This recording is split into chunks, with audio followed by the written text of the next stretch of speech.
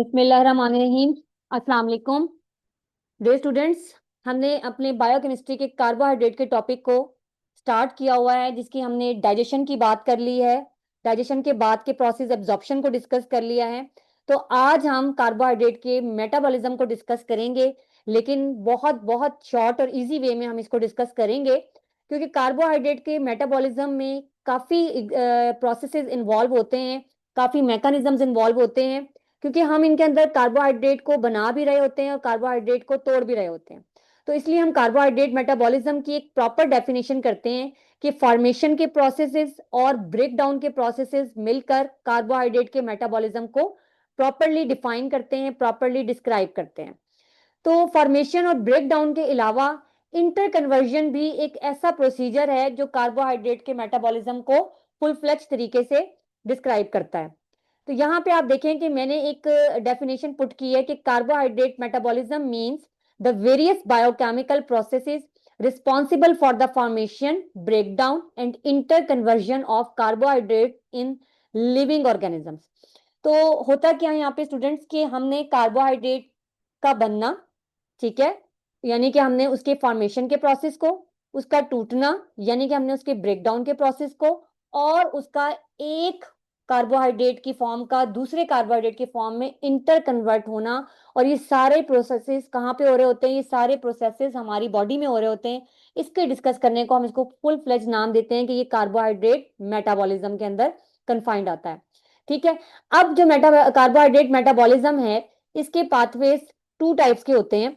या तो ये कैटाबॉलिक पाथवेज होंगे या ये एनाबॉलिक पाथवेज होंगे। अब कैटाबॉलिज्म और एनाबॉलिज्म का नाम आपने सुना होगा। तो जहां हम वर्ड यूज करते हैं कैटाबॉलिक, कैटा का मतलब होता है टू कट, तो इसका मतलब आपको समझ आ गया कि हम इसके अंदर ब्रेक डाउन के प्रोसेसेस को डिस्कस करेंगे। और एना का मकसद होता है कि टू कंस्ट्रक्ट, इसका मतलब यह है कि हम इसके अंदर कंपाउंड्स की सिंथेसिस को डिस्कस करेंगे। तो catabolic pathways are those which are involve in the oxidative breakdown of the large complexes.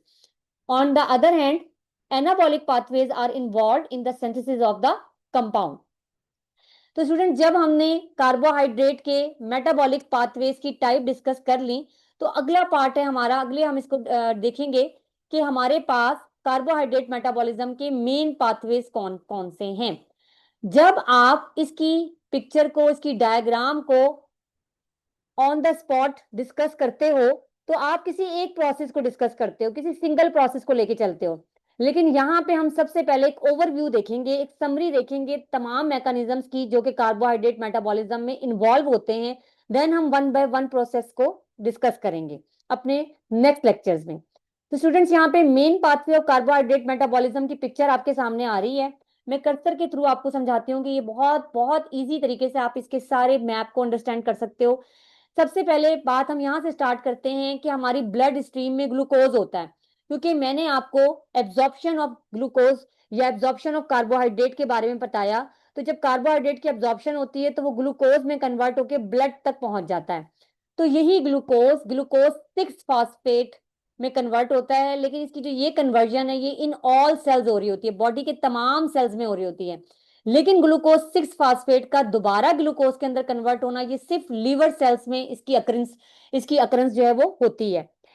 अब ग्लूकोज जो ब्लड स्ट्रीम में था, वो ब्लड से ग्लूकोज 6 फॉस्फेट में कैसे कन्वर्ट हुआ? होता यह है कि ATP is converted into the ADP.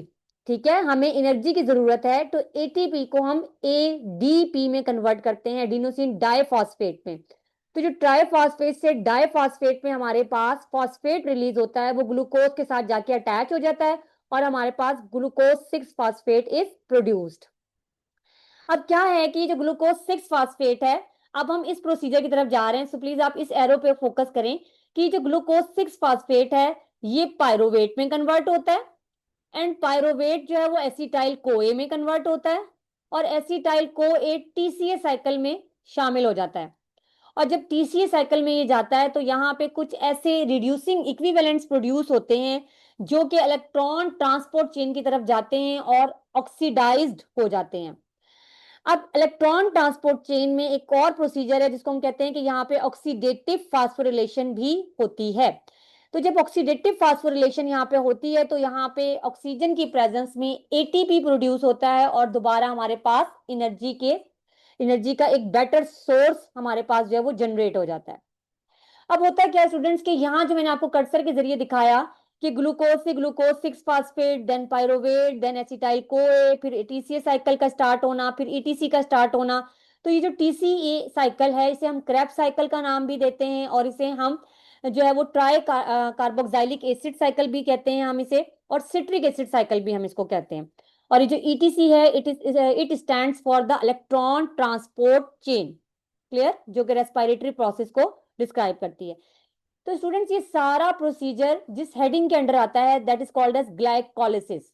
अब ग्लाइकोलिसिस, ग्लाइको मतलब ग्लूकोज एंड लाइसिस का मतलब है टू ब्रेक डाउन, यानी कि हम ग्लूकोज की तोड़ फोड़ कर रहे हैं, उसकी ब्रेक डाउन कर रहे हैं, और ये प्रोसीजर ग्लाइकोलिसिस प्रोसेस कहलाता है। अब ये जो प्रोसेस है ये वहां पे होता है जहां पे हमारे पास सेल्स के अंदर माइटोकॉन्ड्रिया मौजूद हो। क्लियर। अब अगर हमारे कुछ सेल्स ऐसे हैं जिनके अंदर माइटोकॉन्ड्रिया की प्रेजेंस नहीं है, ठीक है, माइटोकॉन्ड्रिया की प्रेजेंस नहीं है, तो हम ये कहते हैं कि वहां पे क्या होता है, वहां पे एनएरोबिक कंडीशन होती है और पायरोवेट लैक्टेट में कंडीशन कन्वर्ट हो जाता है। ठीक है, ये जो हमारे पास माइटोकॉन्ड्रिया का ना होना है उसके एग्जांपल मैंने आपको कोट किया है कि जैसे कि रेड ब्लड सेल्स के अंदर माइटोकॉन्ड्रिया नहीं होता तो एनएरोबिक कंडीशंस होती हैं, यानी कि ऑक्सीजन की प्रेजेंस नहीं होती, तो पायरोवेट किस में कन्वर्ट हो जाता है, पायरोवेट लैक्टेट में कन्वर्ट हो जाता है। Clear students. और जब ऑक्सीजन की अवेलेबिलिटी हो तो यही लैक्टेट दोबारा पायरोवेट में तब्दील हो सकता है, इसे हम कहते हैं ये एरोबिक कंडीशंस हैं। तो स्टूडेंट्स अगर ये procedure glucose, glucose 6 phosphate and pyruvate ऐसे इस तरह से हो और ग्लाइकोलिसिस का ही प्रोसेस हो तो हम इसको कहते हैं ये एरोबिक ग्लाइकोलिसिस है, यानी कि ऐसी ग्लाइकोलिसिस जो कि ऑक्सीजन की प्रेजेंस में हो रही है। और अगर यही प्रोसीजर ऑक्सीजन की एब्सेंस में हो तो हम इसको कहते हैं ये एनएरोबिक कंडीशन है या एनएरोबिक ग्लाइकोलिसिस है, और इसके अंदर जो हमारे पास प्रोडक्ट बन रहा है वो है लैक्टेट का प्रोडक्ट। ठीक है, तो यहाँ पे हमने एक ग्लाइकोलिसिस की दो टाइप्स को हमने डिस्कस किया एक ही प्रोसीजर के, एक हमने एरोबिक ग्लाइकोलिसिस डिस्कस की, दूसरी हमने एनएरोबिक ग्लाइकोलिसिस को डिस्कस किया। अब हम बात करते हैं कि जब ग्लाइकोलिसिस का प्रोसेस हो गया तो स्टूडेंट्स इधर जरा देखिएगा, यहाँ पे आपको दो एरोज नजर आ रहे हैं, यहाँ पे भी इंटर कन्वर्जन का प्रोसेस हो रहा है। ठीक है, सबसे पहले हम ये देखते हैं कि जब हमारी बॉडी में ग्लूकोज एक्सेस अमाउंट पे प्रोड्यूस हो जाता है, मींस हमें जितनी नीड है उससे ज्यादा ग्लूकोज की अमाउंट है, तो ये ग्लूकोज 6 फास्फेट में कन्वर्ट होने के बाद ग्लाइकोजन में कन्वर्ट हो जाता है। ठीक है, ये भी हम प्रीवियस लेक्चर में डिस्कस कर चुके हैं कि ग्लूकोज 6 फास्फेट जब यानी कि ग्लूकोज एक्सेस अमाउंट में हो तो ग्लाइकोजन की फॉर्म में कन्वर्ट होकर स्टोर हो जाता है, इसे हम कहते हैं ग्लाइकोजेनेसिस, इसे हम नाम देते हैं ग्लाइकोजेनेसिस। तो ये जो ग्लाइकोजेनेसिस का प्रोसेस है ये हमारा एक हार्मोन है इसके अंदर इन्वॉल्व होता है जिसका नाम है इंसुलिन। अब इसका जो वाइसे वर्सा प्रोसीजर है कि जो ग्लाइकोजन है वो कन्वर्ट हो रहा है वापस ग्लूकोज 6 फास्फेट में और यानी कि वापस ब्लड स्ट्रीम में। ठीक है, ग्लूकोज 6 फास्फेट में और वापस ब्लड स्ट्रीम के ग्लूकोज के अंदर। ठीक है, हमें यहाँ पे वर्ड यूज करना चाहिए कि ग्लाइकोजन अगेन कन्वर्ट हो रहा है ग्लूकोज 6 फास्फेट में जो कि कन्वर्ट हो रहा है ग्लूकोज इन ब्लड स्ट्रीम के अंदर। अब ये देखें कि ये वाली कंडीशन इसमें ग्लाइकोजन की ब्रेक डाउन है तो हम वर्ड यूज करेंगे लाइसिस, ग्लाइकोजिनोलाइसिस। वहां ग्लाइकोजन बन रहा था तो हमने नाम दिया ग्लाइकोजेनेसिस, और यहाँ पे टूट रहा है तो हमने नाम देना है ग्लाइकोजेनोलाइसिस। ठीक है स्टूडेंट्स, जब ग्लाइकोजन बनता है तो हमारा हार्मोन जो इन्वॉल्व होता है उसको हम कहते हैं इंसुलिन, और जब ग्लाइकोजन टूटता है और फिर जो हार्मोन इन्वॉल्व होता है उसको हम कहते हैं ग्लूकागॉन। क्लियर। तो यहाँ पे हमने हार्मोन्स के टॉपिक को भी डिस्कस कर लिया कि कौन कौन सा हार्मोन किस जो है वो प्रोसेस में इन्वॉल्व है। एक और बात आप सुन लें कि जब हम बात करते हैं ग्लाइकोजन की ग्लूकोज के अंदर कन्वर्जन की तो ये कब होता है, ये होता है स्टारवेशन की कंडीशन में या फास्टिंग की कंडीशन में। ठीक है, आप मीन्स अगर रोजे की हालत में है या आप जो है वो कहते हैं आपको खाना नहीं मिल रहा, फूड की अवेलेबिलिटी नहीं है, तो हमारी बॉडी में जो स्टोर्ड ग्लाइकोजन है वो दोबारा ग्लूकोज में कन्वर्ट होता है और हमें एनर्जी प्रोवाइड करता है। क्लियर। इसी तरह से हम एक और प्रोसीजर को यहाँ पर डिस्कस करने वाले हैं जिसका नाम है ग्लूकोनियोजेनेसिस। अब ये ग्लूकोनियो नियो यानी कि यहाँ पे भी कुछ समथिंग न्यू होने वाला है। न्यू क्या है मतलब कुछ नॉन कार्बोहाइड्रेट प्रिकर्सर्स हैं, जैसे कि अमाइनो एसिड्स हैं प्रोटीन से, या ग्लाइसरोल हैं लिपिड से।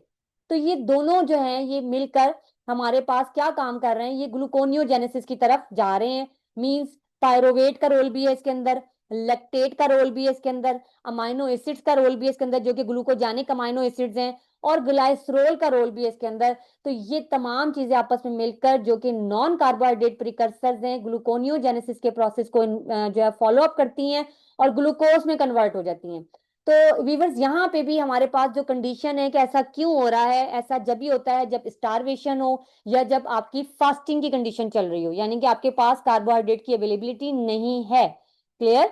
अब हम अपने एक और लास्ट प्रोसीजर को डिस्कस करते हैं जिसका नाम है HMP शंट, या हम इसको नाम देते हैं pentose phosphate pathway. Pentose phosphate pathway, ठीक है। पेंटोज का मतलब यह है कि यहाँ पे एक 5 कार्बन की शुगर शामिल है, इसलिए हमने इसको नाम दिया pentose, PENTOSE, pentose phosphate pathway. 5 carbon की शुगर शामिल है इसके अंदर, NADPH भी इसके अंदर बन रहा है। तो ये हमारा HMP शंट आप इसको कह लें, या आप इसको जो है वो पेंटोज फॉस्फेट पाथवे का नाम दे लें। ये दोनों एक ही प्रोसीजर के नाम है। HMP का मतलब होता है हेक्सोस मोनोफॉस्फेट शंट।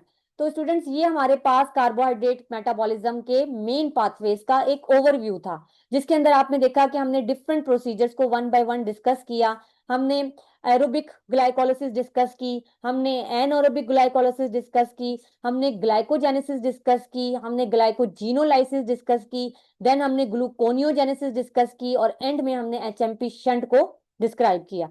तो ये जो हमारे पास डिफरेंट मैकेनिज्म्स हैं जो कि हमारे प्रोसेस को कॉम्प्लिकेटेड बनाते हैं, डिफिकल्ट बनाते हैं, इनको मैंने कन्वीनियंट वे में एक शॉर्टकट की स्टोरी बनाकर आपको एक दफा में बताया है कि ये कौन कौन सा प्रोसेस कहाँ कहाँ पर किस तरह से हो रहा है।